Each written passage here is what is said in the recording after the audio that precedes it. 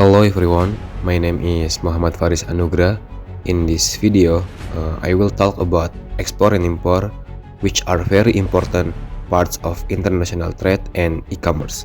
Export and import allow countries to exchange goods, services, and technologies across borders. Through this exchange, countries can grow economically, focus on what they produce best, and improve their standards of living. What are export and import? Export means selling goods or services to another country. Import means buying goods or services from abroad. For example, when Indonesia sells coffee to Japan, that is an export for Indonesia and import from Japan. When Indonesia buys machines from Germany, that becomes an import for Indonesia and export for Germany. Both sides benefit. Exporters earn income from selling abroad, while importers gain access to products and technology that might not be available domestically. The export-import process. The process of exporting and importing involves several key steps. First, negotiation and agreement. Buyers and sellers discuss the price, product quality, delivery schedule, and payment method. Once both sides agree, they sign a contract. Second, preparing goods and documents. Exporters prepare the goods and important documents such as commercial invoice, packing list, bill of lading, certificate of origin, and insurance certificate. Third, custom clearance. Before the goods can leave or enter a country, they must go through customs. Custom officers check the documents, collect duties, and make sure the goods follow all regulations. Finally, transportation and delivery. The goods are shipped by sea, air, or land. Proper tracking and logistics are very important to make sure everything arrives safely.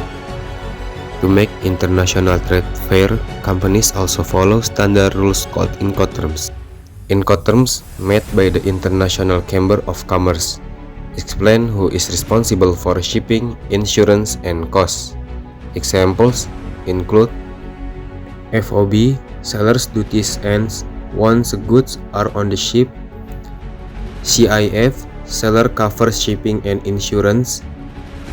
DDP, seller pays all costs until the goods reach the buyer. Method of international payment. Because international trade involves different countries, currencies, and laws, payments must be safe and reliable. The main methods are letter of credit, telegraphic transfer, documentary collection, and open account. The choice of payment method depends on the trust between both sides and the level of business risk.